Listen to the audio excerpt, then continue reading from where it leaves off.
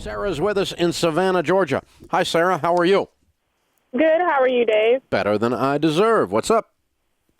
I'm calling because I have a year and a half left in school. I've set out for the last year due to financial reasons, of course. I have $29,000 in student loan debt, and I'm just trying to figure out, is it worth going back to school to take out more debt to complete the degree or just work on tackling the debt? And also, I'm currently engaged, and we're trying to do like a cruise wedding. So I'm just trying to figure out which is best. Wow. And Yeah, so got a lot going on. what do you make? I make $28,600 a month. I mean, a year. I'm sorry. Yeah, Yearly. and be nice, yeah. And what does he make? $26,000 yearly. Okay. And what are you planning on spending on your wedding? Well, if we do the cruise destination, it's looking at about $5,000. Okay. And do you have $5,000? Right now, no. Okay. When is the wedding? We were looking at towards November of this year. Okay. So can you save $5,000 between the two of you by then? Yes, we started budgeting this year. Good. And we figure by the time April comes, we should have at least the $5,000. Okay, good. That's a good plan. All right, so we're going to pay cash for the wedding. Your whole wedding expense is $5,000. Yes. Okay, it's an inexpensive way to do it. That's good. And kind of a cool thing. I like it. When you are married, your household income will be about $55,000 a year. Correct. Okay. You have $29,000 in debt. Do you have any other debt? I just bought a car. You just bought a car. Yes. Because I didn't have my $1,000 saved for my emergency fund, and my 2010 Ford Fusion needed some repairs, like CV axles, brakes, minor things, but they still add up. Mm-hmm. So how expensive a car did you buy? $20,000. It's a 2014 Ford Fusion. You're kidding me. You spent $20,000 on a car. Yeah. And you're broke. Yes. Sell the car. Okay. That was stupid. Okay. Tell me you know that was stupid.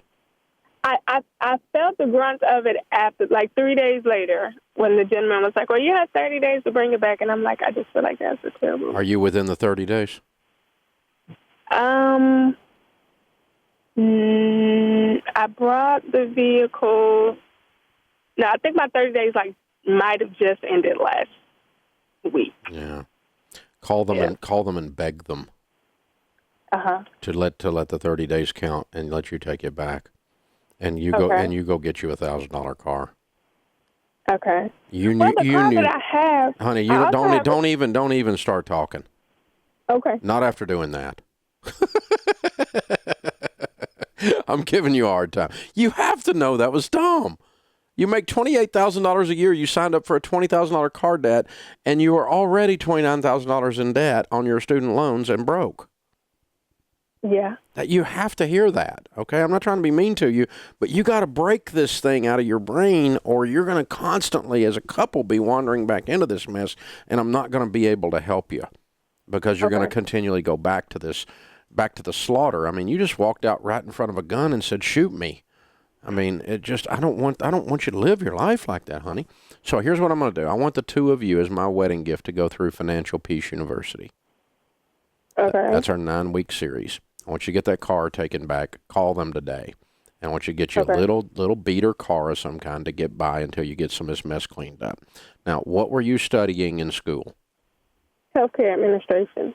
Healthcare administration. Okay. Correct. And what do you do for a living now? I'm an assistant manager at the DMV. Okay. So you're not in the healthcare field. No. Do you want to be in the healthcare field? I do. Okay. Can you study that at night and finish it and pay cash as you go? Maybe after the wedding. Yes, but some of the classes do require me to be in the actual school. Mm-hmm. Well, do they offer them at night? Yes, but with my work schedule, I don't generally get off in time to take those classes. Okay, you might have to rearrange your work schedule in order to finish your degree, but I don't know that you necessarily have to do completely all school or all work. My point is, maybe we can finish up school while we're working, while we're married, and while we're paying off the debt. But pay cash for the school as you go, and you pay cash for it, whatever you're going to do. Don't add debt. Pay cash for whatever you do as you go. Work your way down through it that way, and pay cash for cars as we go. Pay cash for the wedding. You already got that one on the run. Good for you. That was a good decision. And we're going to pay cash for the crew's wedding.